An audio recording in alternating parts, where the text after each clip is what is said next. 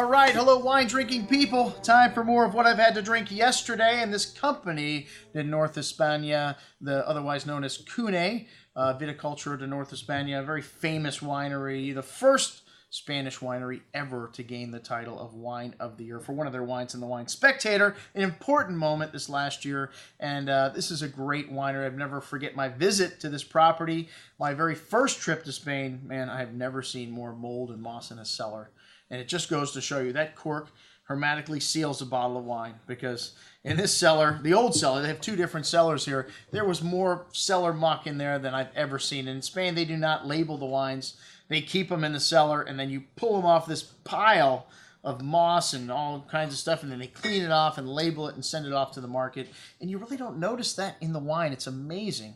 Like I said, it's just something that I've seen in Spain, and in this cellar particular, that you don't see in too many parts of the world. Anyways, the Viña Real, a very famous wine, the Crianza 2009, a blend of 90% Tempranillo, 3% Graciano, Mazuelo, and Garnacha, a typical blend here you find in Rioja. 14 months in French American oak, and you get some of that cedar, some dried meaty notes to the wild strawberry and red cherry fruit. Very fresh and bright wine. This is a wine that would be nice on a hot summer day, slightly chilled, really soft tannins, leaving the tongue salivating for food for $18. A nice little value here. The 2009 is already showing nicely at the entry level. 2009 Reserva, which is a blend of 5% Grenache, Graziano, Mazuelo, and the rest Tempranillo, and spends 24 months, a little longer in oak, and a good amount of that dried meat character showing here. Some exotic spices and floral notes of the red cherry berry fruit, wild strawberry jam, very forward and seductive on the palate. Lots of ripe berry fruit, a nice spice and earthy note to the finish. Some of that dried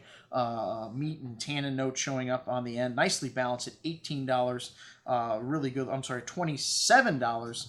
A really nice little bottle of wine that you could age for easily 5 to 10 years in your cellar. And then the big boy, the Imperial, which, like I said, they've got another winery where they make the Imperial wines. This is their Reserva, the Gran Reserva 2004 was the wine that got Wine of the Year. This wine is a blend of 5% Grenache, Graziano, Mazuelo. The same blend, basically. Spends a little more time in oak, or a little more new oak in this wine. Very intense bouquet here. You get that smoked meaty character, the dark spices, the dark cherry, fig-like fruit showing. Wonderful intensity on the nose. Nice richness on the palate. This 2007 vintage showing some very nice acidity here. And maybe a little bit lean in the middle and the fruit on the palate. Some dry tannins coming in at the end, but this wine's got enough fruit to match. Just needs a little bit of time here.